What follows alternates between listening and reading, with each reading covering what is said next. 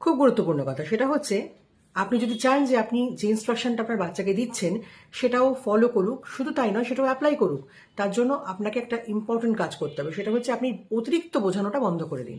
বুঝতে পারলেন না? সব ক্ষেত্রে আপনি যদি অতিরিক্ত বোঝাতে থাকেন তাহলে সেটা একতরফা বোঝানো হয়ে যাচ্ছে, একতরফা বলে যাচ্ছেন, ও শুনলো শুনলো, ইচ্ছে না করলে শুনবে না, বোর ফিল করবে।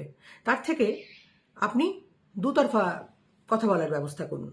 যেমন ধরুন, যদি বলে হোমওয়ার্ক করবো না, এখন তখন আপনি যদি শুরু করেন হোমওয়ার্কের উপকারিতা কি, হোমওয়ার্ক করলে কি কি হয়, কনসিস্টেন্সি, হ্যানা তেনা, ও কিছু বুঝবে না, আরও ইন্টারেস্ট হারাবে। তার থেকে আপনি জিজ্ঞাসা করুন, আচ্ছা ও তাহলে হোমওয়ার্কটা করবি না? যদি বলে না, আচ্ছা তাহলে কালকে স্কুলে কি নিয়ে যাওয়া হবে?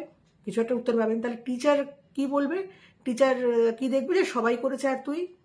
তো এইভাবে ওকে রিপ্লাইগুলো দিতে দিন। প্রশ্ন করুন আপনি, উত্তর দেবে ও। দেখবেন একটা সময় ও ঠিক করছে, ও নিজেই বুঝতে পারবে যে কোনটা ঠিক কোনটা ভুল হচ্ছে। এইভাবে ডিল করুন, দেখবেন ঠিক শুনছে। বোঝা গেল? ভালো থাক।